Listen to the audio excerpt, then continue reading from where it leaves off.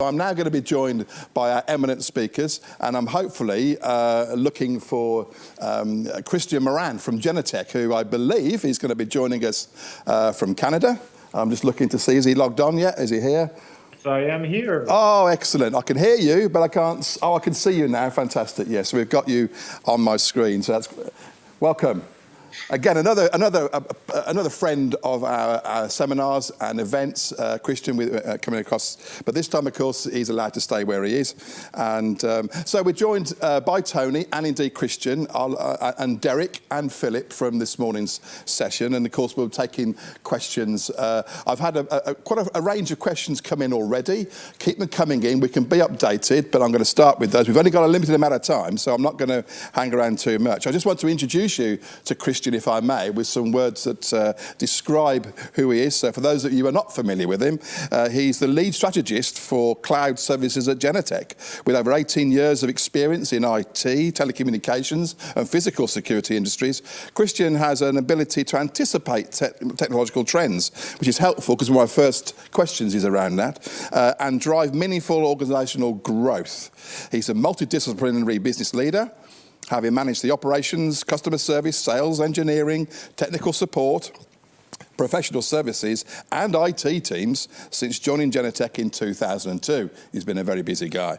His executive leadership then continued to support the strategic direction and success of the company. So again, welcome, Christian.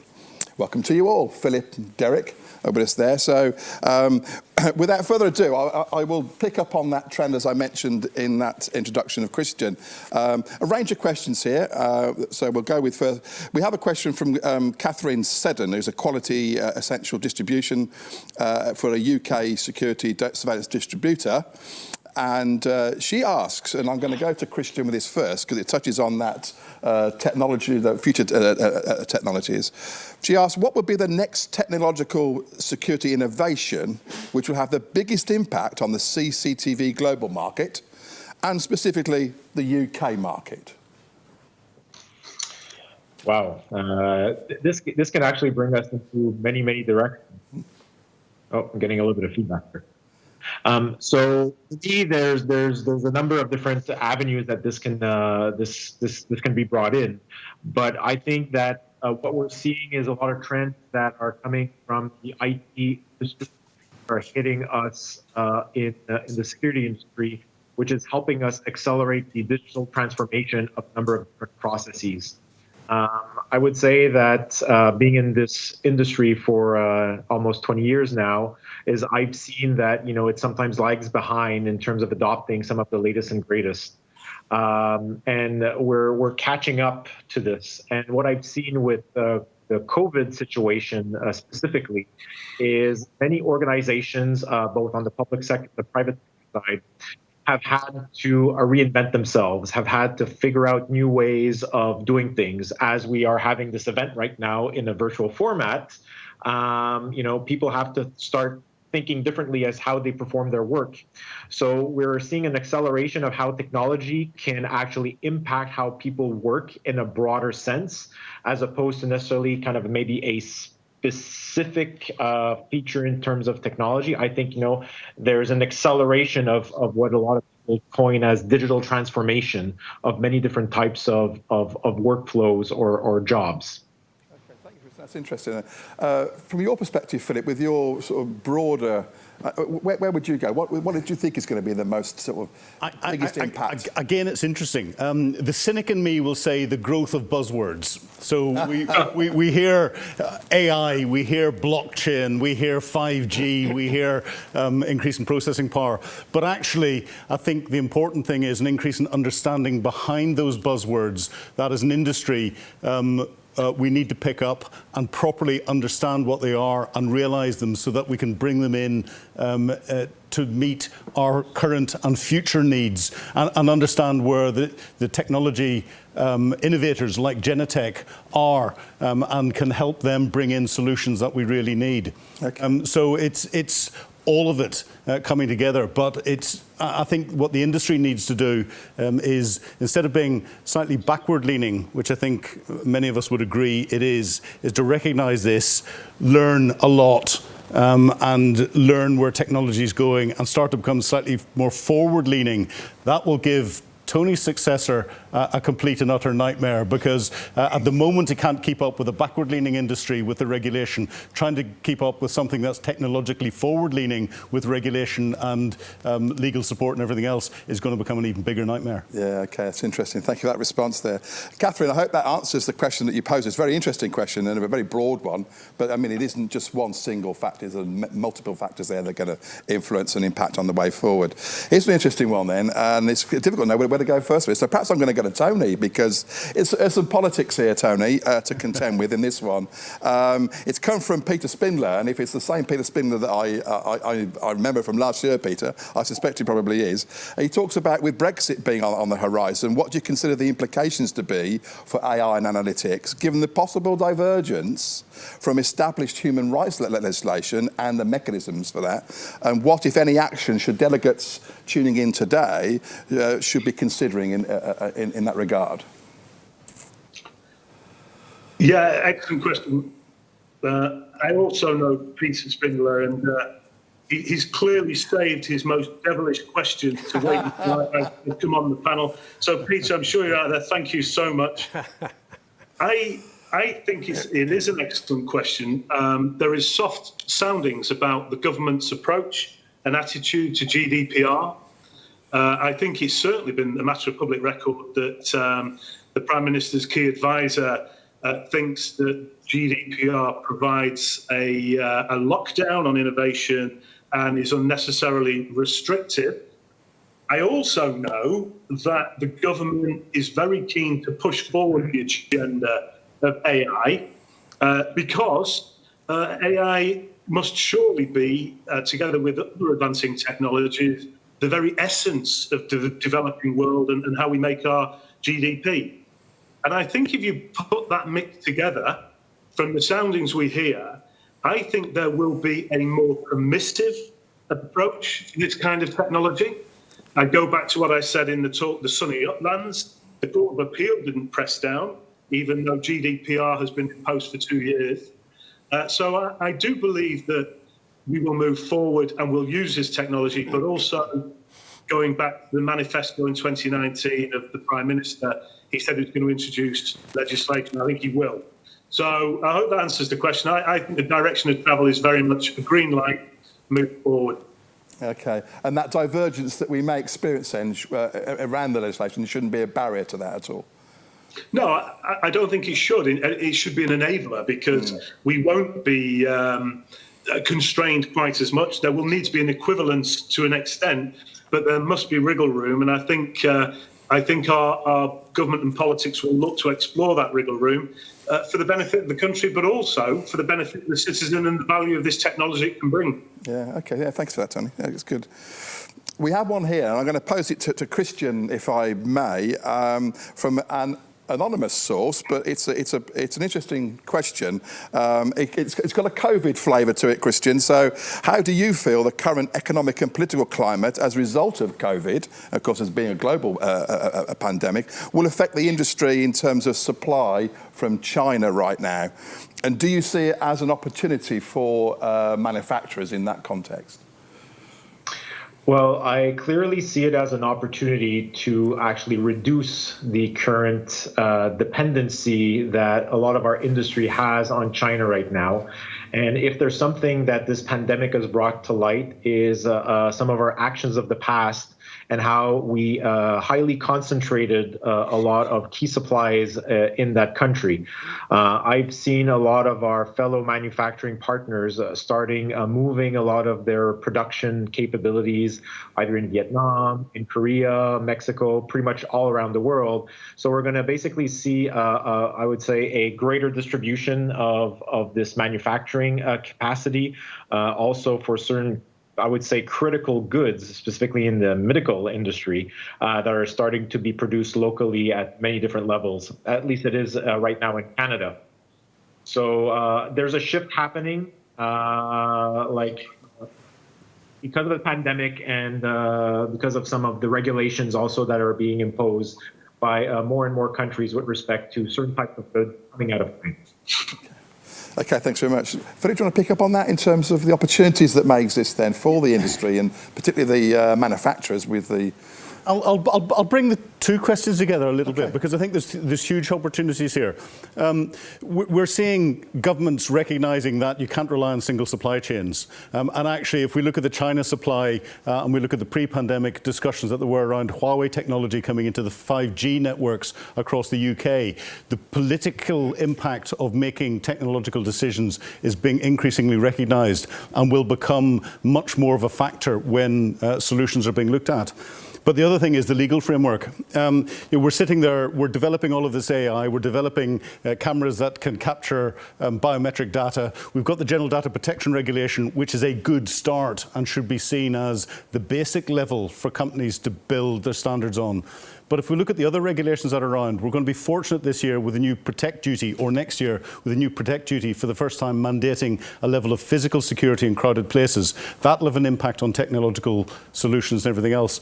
But if we look at the laws that there are behind the technological side of things, on the legal bit, I think in the IT world, we've got the Computer Misuse Act 1990. Well, 1990, Twitter didn't exist. Was Facebook around then? 64K RAM, I think, was everyone was jumping up and down at that sort of thing.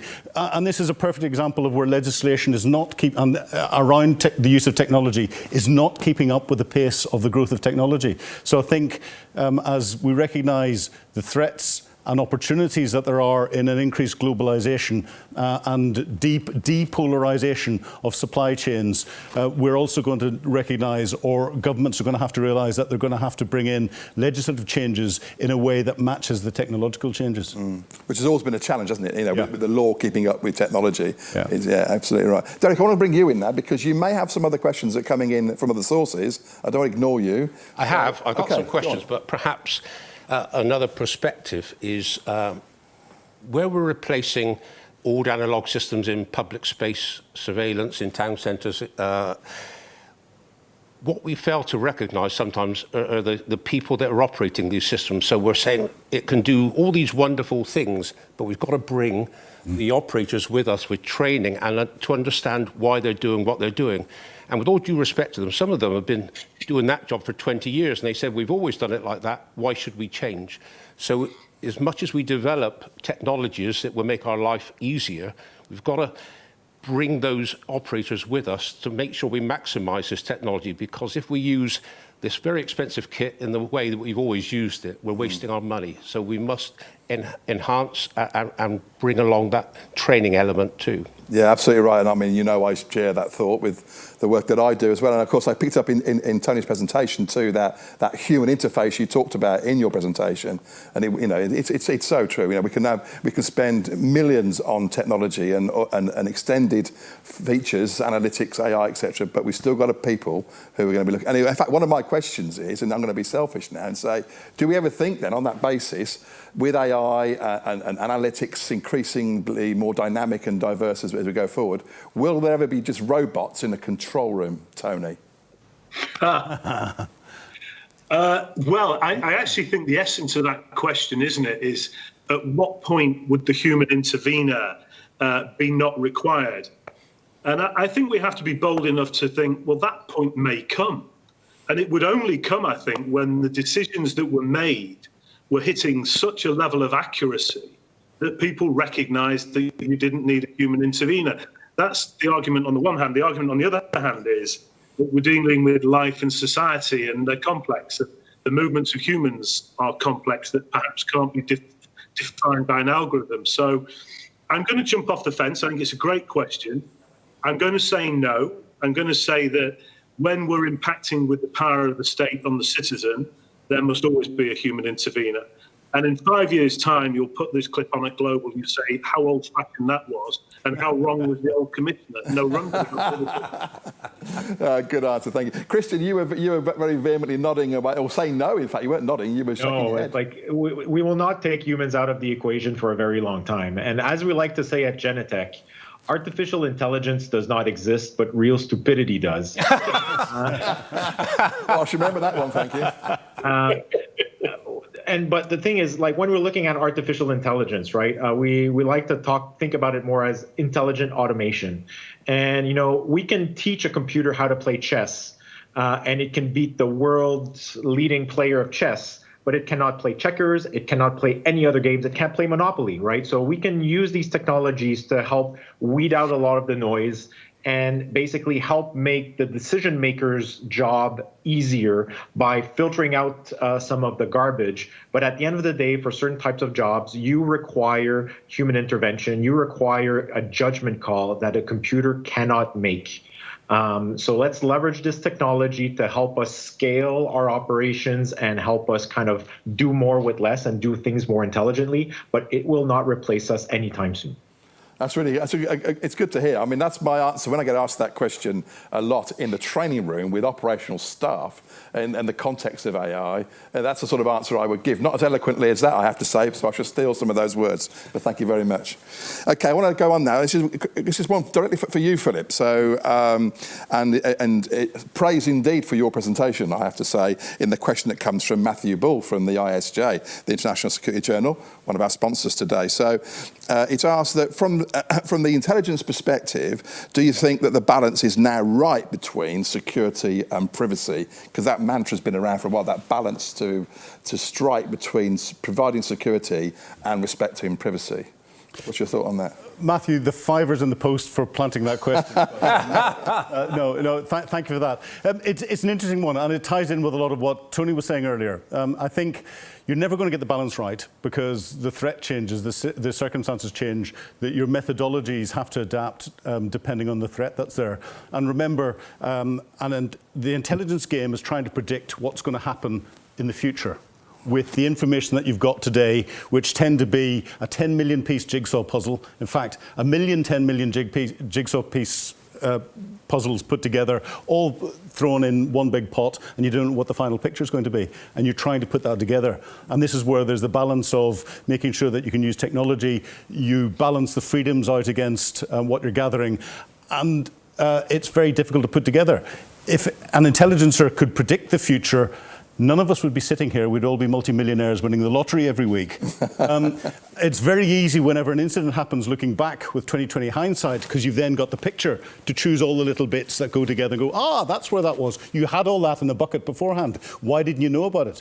And that's what we get wrong.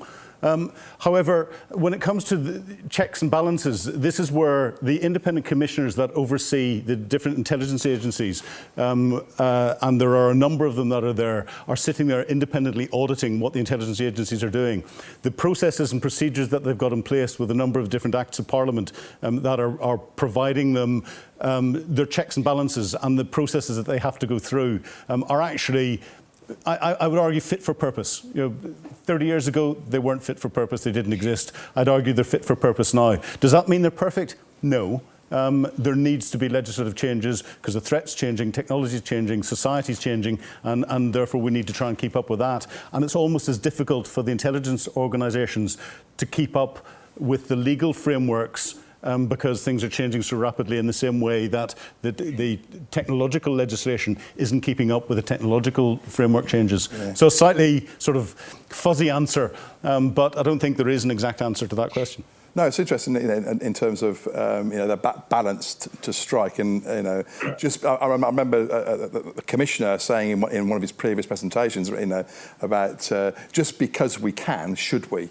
And that recognising, okay, we can do an awful lot of security provision, but should we, in relation to people's privacy and indeed the overall, how's it justified? Do we really need to do it? And we don't.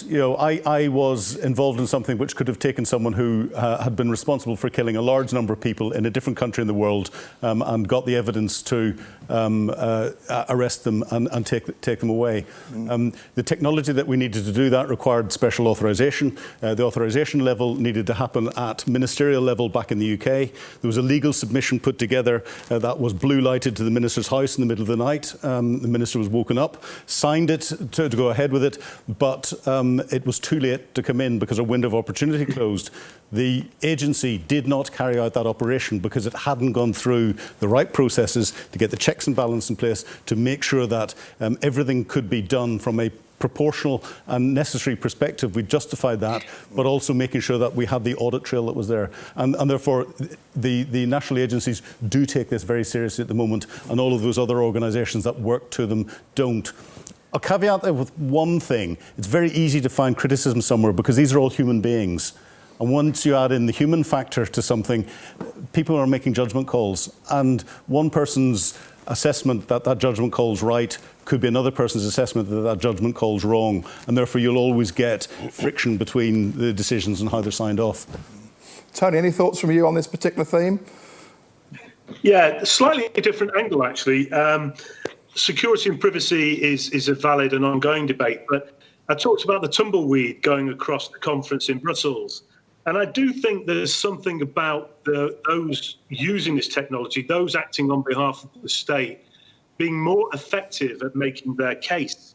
Yeah. Because I've tracked the last 12 months, 2 years on AI and face. And those winning the debate really have been the civil libertarians, the privacy groups, the action groups. Because they have more freedom, they can go hard. And the police, I think, law enforcement, the government, I think, have been fairly timid in its defence and promoting its value, and I think that needs to change. Agree 100%. Yeah, okay. Thanks for that, Ian. Christian, I want to bring you back in again with extending it to a wider question now, really. It's around drone technology, and where do you see, from your perspective, the use, the expansion of drone technology, and indeed perhaps here in the UK also? So drone technology, like any other technology, has its pros and cons. If you're willing to go fetch that drone stuck in a tree every now and then, I guess, maybe a drone might be the good thing for you. I think it just needs to be weighed in terms of, what problem are you trying to solve, and is the drone the right approach to solving it? I think we're seeing more and more of these devices being deployed, but there's I'm not a very personal believer in them changing the world. Mm-hmm. I think they're just another tool in the toolbox that can be used in certain contexts and certain environments.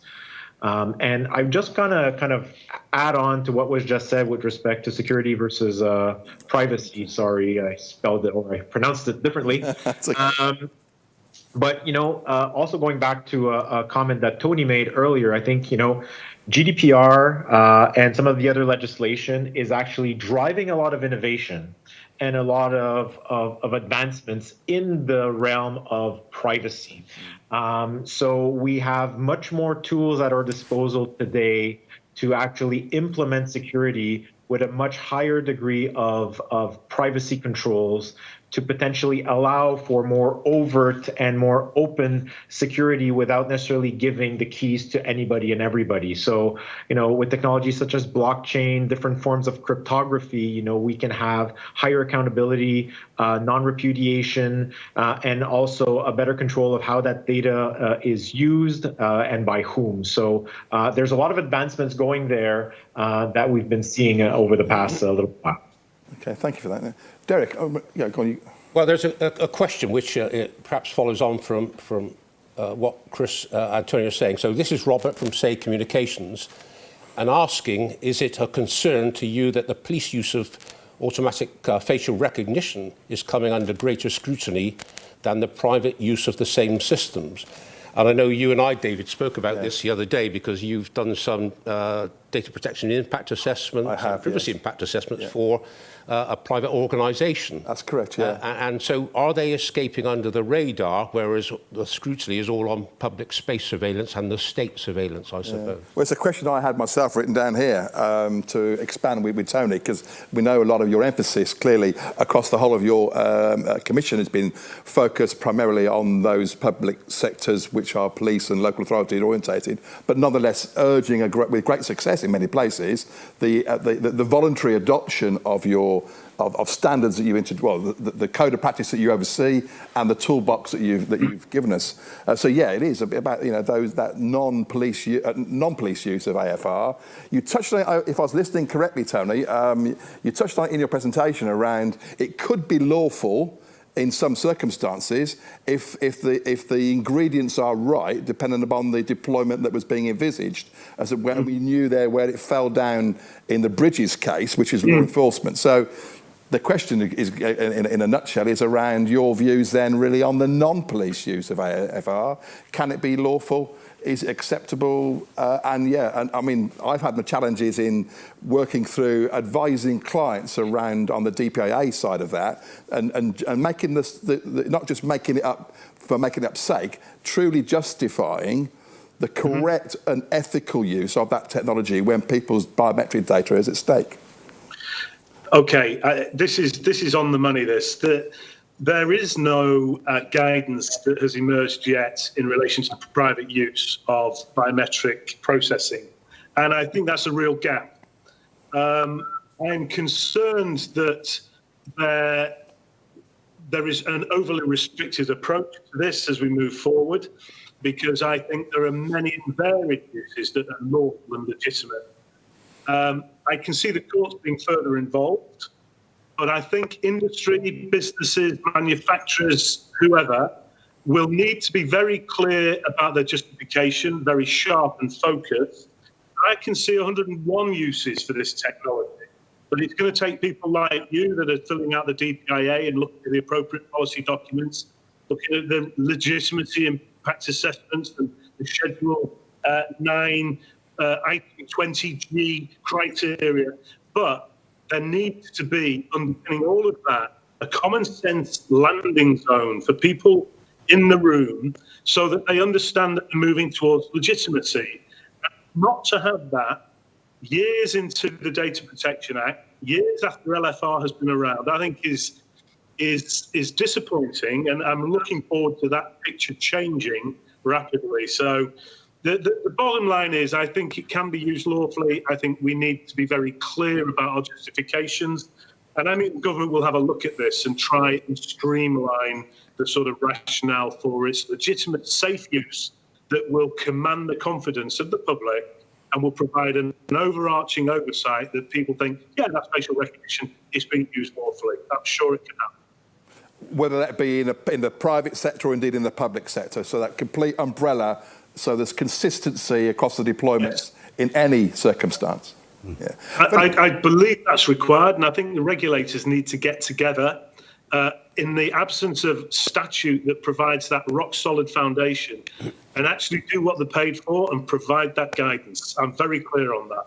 Okay, good. Thank you very much. Philip, you want to come in? Yeah, I think there's just another bit that needs to be added to that. And this is not a regulator's responsibility, a manufacturer's responsibility, but it's an individual's responsibility. And I think individuals need to understand their digital exposure.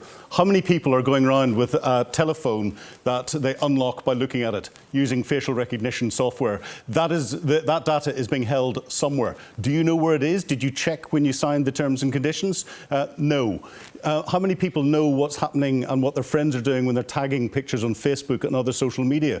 That is recording your biometric data somewhere that can be used in a way that it hasn't or is not being regulated by any of the government organisations. And no matter how much we criticise government regulation and control, it's an awful lot better than there is out there in the commercially driven market. Google knows more about you than any government will ever know about you. Yeah, it's interesting. Christian, can I bring you in on this one? I mean, again, from your perspective, from the Genetec perspective, you must be engaging in a lot of this technology, and from a private sector point of view. Well, I definitely, going with respect to the comments on the big tech, Google, Facebook, Amazon, they know so much about you. People, fail to realize, what they're giving up when they're signing up for these so-called free services. Nothing is free in this world. If something is free, especially in this context, you are the product, and they're leveraging you to monetize you. And, going back to regulation and oversight, there's very little. Like, the world is waking up to it, but they've been doing it for 10 plus years. So it's time for some form of a wake-up call to realize, what's happening with that data and that information. Yeah. Okay, thank you. Now, I'm very conscious of time because we are running out of time rapidly. So I need to say thank you to the panel for answering the questions that you have taken. I'm sure there's quite a few more which we'll get round to dealing with after the event is closed. But can I say a personal thank you to each of you for participating, being out there in your different parts of the globe. So Tony down there in the south of France, Christian, of course, over there in Canada, Philip here in the studio, and with Derek as well, of course, and ourselves. So thank you, gentlemen, for your participation in that and getting through the questions that we did.